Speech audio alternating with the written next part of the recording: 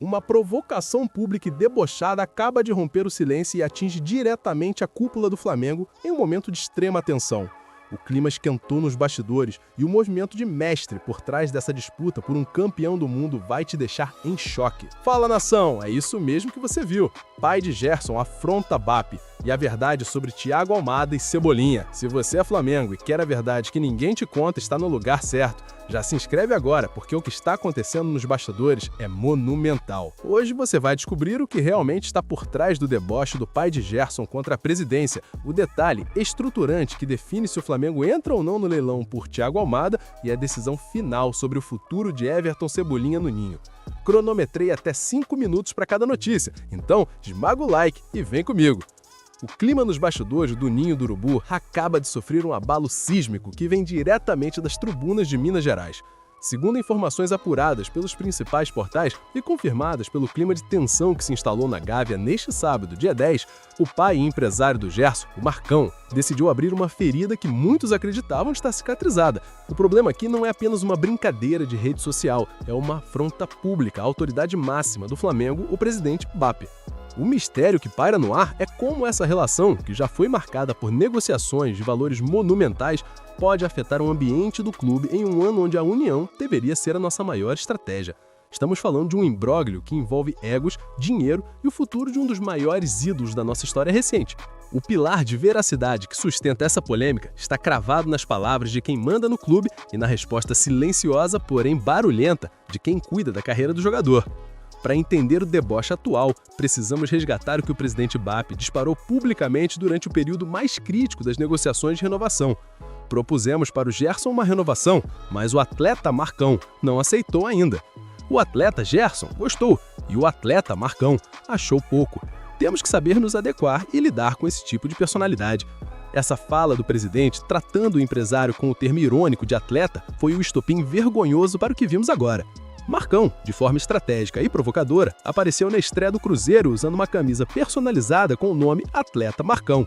Ele não disse uma palavra, mas o deboche contra o presidente do Flamengo foi um grito audível em todo o continente. O impacto desse movimento no Império é inadmissível do ponto de vista institucional. Quando o pai de um jogador fundamental como Gerson usa o palco de outro clube para alfinetar o presidente do mais querido, a imagem do Flamengo é colocada em xeque. É um erro estratégico de comunicação de ambos os lados. Para o vestuário, isso cria um mal-estar desnecessário. Como o Gerson se representa nesta segunda-feira, olhando para o presidente, que foi alvo de deboche do próprio pai, isso pode gerar uma instabilidade monumental no momento em que precisamos de foco total para a Supercopa. O Flamengo é maior que qualquer personalidade, e ver essa lavagem de roupa suja em público é algo que o torcedor não merece presenciar. Na análise técnica desse histórico de negociações, vemos que Marcão é um negociador implacável, mas que sempre priorizou o bolso e a valorização extrema. O scout das transações que ele comandou é incrível. Ele movimentou cifras que somadas ultrapassam os 100 milhões de euros ao longo da carreira do Gerson, passando por Roma, Marseille, Zenit e agora Cruzeiro. Ele é o cara que conseguiu estender o vínculo do Gerson com o Flamengo até 2030, após uma queda de braço vergonhosa com a diretoria, onde ele exigiu cada centavo de valorização. Historicamente, poucos agentes tiveram a coragem de peitar o Flamengo de forma tão grandiosa e sair com o contrato que queriam debaixo do braço. Mas a que custo? O custo de uma relação desgastada com a cúpula do melhor da América. Eu preciso te confrontar agora, nação rubro-negra. Você acha que o pai do Gerson passou dos limites ao debochar o presidente do Flamengo publicamente? Ou o BAP colheu o que plantou ao ironizar o empresário primeiro? Essa postura de celebridade dos empresários prejudica o nosso Mengão? O que você acha disso? Me fala a sua opinião aí nos comentários. Eu quero saber se você está do lado da instituição ou se acha que o deboche foi merecido. O pote de ouro dessa história, o detalhe que poucos perceberam e que é a revelação bombástica do dia, é o motivo real do Marcão estar tão à vontade para alfinetar o presidente agora. A verdade nua e crua é que, apesar do Gerson ter renovado até 2030, a relação entre o staff do jogador e a atual presidência está completamente rompida. Fontes de bastidores indicam que não existe mais diálogo direto entre Marcão e BAP. Qualquer conversa agora passa por intermediários. E o perigo real? Marcão está sendo visto com frequência em outros clubes, como o próprio Cruzeiro, e essa canetada na camisa personalizada foi um recado estratégico. Ele não tem medo de levar o talento do filho longe do ninho caso a valorização não seja constante. A paz é aparente, mas o vulcão está ativo. Essa turbulência interna entre presidência e família de craques é apenas a ponta do iceberg, pois quando o Flamengo tenta apagar esse incêndio de egos, um outro movimento de mercado começa a ganhar corpo nos bastidores, envolvendo um campeão do mundo argentino que pode chegar para ocupar justamente o espaço de quem não quer mais brincadeira no meio-campo rubro-negro. O mercado de transferências acaba de entrar em uma rota de colisão monumental que coloca frente a frente as duas maiores potências financeiras do país. Segundo informações apuradas com precisão cirúrgica pelos bastidores do GE e confirmadas por fontes ligadas ao mercado internacional, o Flamengo tomou uma decisão de status sobre a disputa com o Palmeiras pela contratação de Thiago Almada. O argentino, que é campeão do mundo e um dos nomes mais valiosos que já passaram pelo futebol brasileiro recentemente, está em uma situação de saída iminente do Atlético de Madrid. O mistério que tirava o sono da nação era se o Flamengo iria com tudo para cima do rival paulista ou se adotaria uma postura mais cautelosa diante de valores que são, no mínimo, estratosféricos para a realidade do continente. O pilar de veracidade que sustenta essa estratégia cautelosa do mais querido vem diretamente do staff do jogador e da cúpula rubro-negra. Enquanto o Palmeiras se movimenta de forma agressiva, o Flamengo mantém os pés no chão. Nas palavras dos representantes de Thiago Almada, a situação é clara e envolve um desejo profissional que pode travar qualquer investida brasileira. O staff do atleta afirmou categoricamente que o jovem prefere ficar na Europa a voltar para o Brasil, onde já conquistou o Brasileirão e a Libertadores. Essa confissão do círculo íntimo do jogador é o que está moldando a postura do Flamengo. Além disso, a diretoria do mais querido deixou vazar que contratar o armador é um investimento elevado para um setor do campo que não é prioridade, sinalizando que o clube não fará loucuras financeiras por alguém que, embora grandioso, não preenche uma carência imediata do elenco de Felipe Luiz. O impacto disso no Império é um movimento estratégico de mestre. O Flamengo mostra ao mercado que não entra em leilão, nem mesmo contra o seu maior rival de títulos dos últimos anos. É uma demonstração de soberania financeira e técnica. O rubro-negro entende que entrar em uma disputa desenfreada pelo ex-Botafogo agora seria um erro inadmissível de gestão, já que o setor de criação conta com figuras monumentais como Arrascaeta e Jorge Carrascal. Deixar o Palmeiras se desgastar financeiramente sozinho é uma jogada de xadrez. O Flamengo se posiciona como um observador atento. Se a oportunidade surgir em moldes aceitáveis, ele ataca. Se virar uma guerra de egos e cifras absurdas, o melhor da América se retira com a autoridade de quem sabe exatamente onde aplicar cada centavo. Na análise técnica e no scout desse jogador, os números são de cair o queixo. Thiago Almada já movimentou cerca de 59 milhões de euros, o que equivale a mais de 368 milhões de reais ao longo da sua carreira meteórica por Atlanta United, Botafogo, Lyon e Atlético de Madrid. Ele é um meia dinâmico, com um drible curto e incrível e uma capacidade de finalização que o levou ao topo do mundo com a seleção argentina em 2022. Comparando com ídolos monumentais como o próprio Arrascaeta, Almada traz uma juventude e uma intensidade europeia que agregariam muito, mas o custo atual é proibitivo.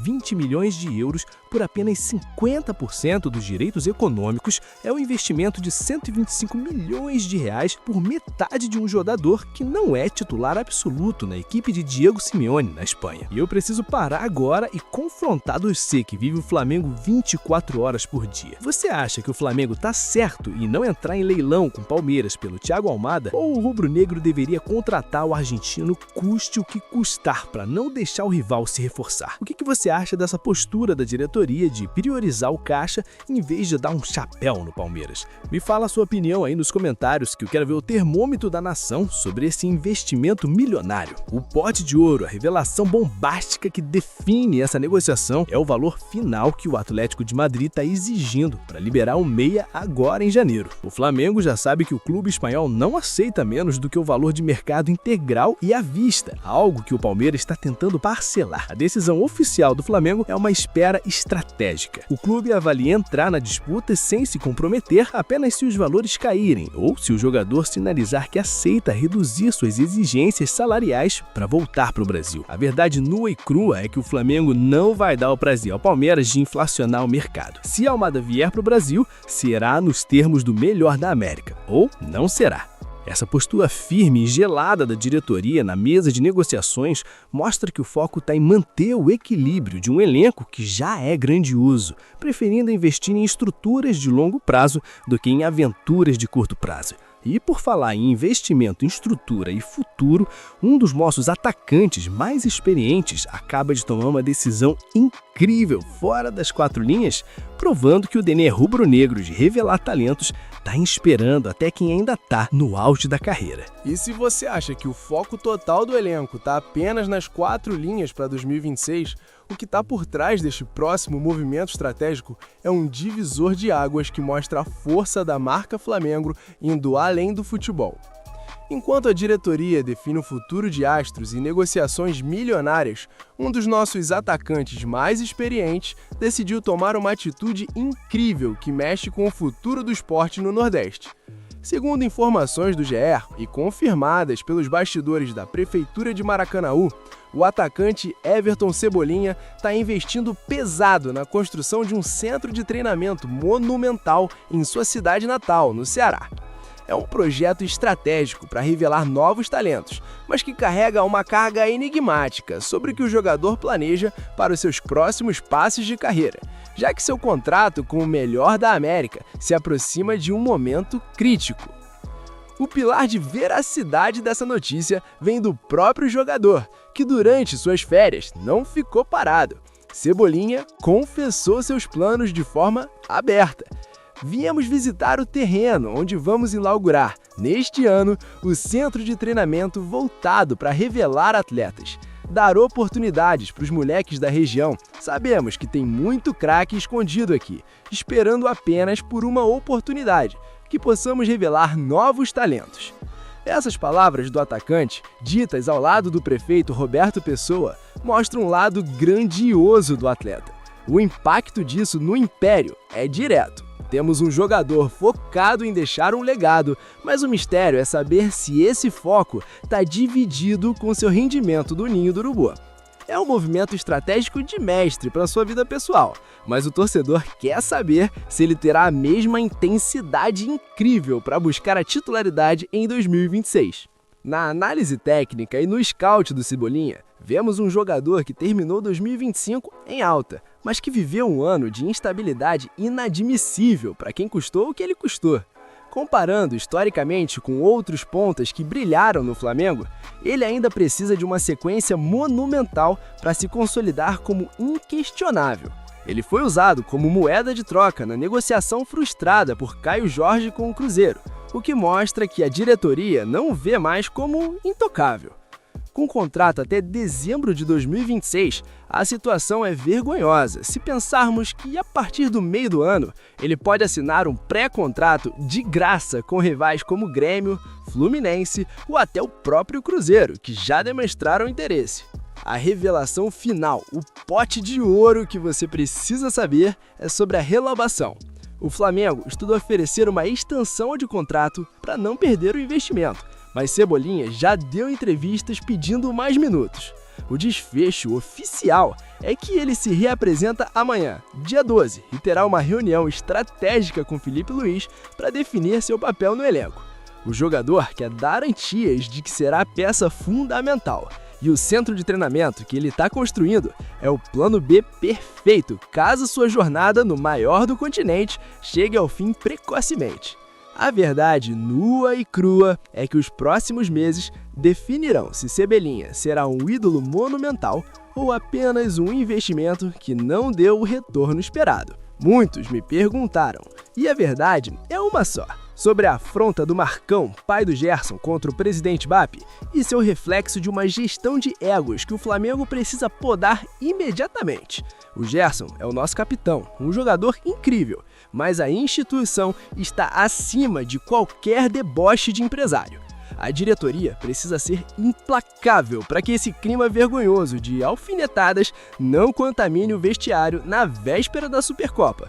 O respeito ao manto é inadmissível de ser negociado. Em resumo, hoje desvendamos a polêmica camisa do atleta Marcão e o racha entre a família de Gerson e a presidência. Analisamos a frieza estratégica do Flamengo em não entrar em leilão com o Palmeiras por Thiago Almeida. E fechamos com um investimento grandioso de Everton Cebolinha em seu novo CT e o suspense sobre sua renovação de contrato.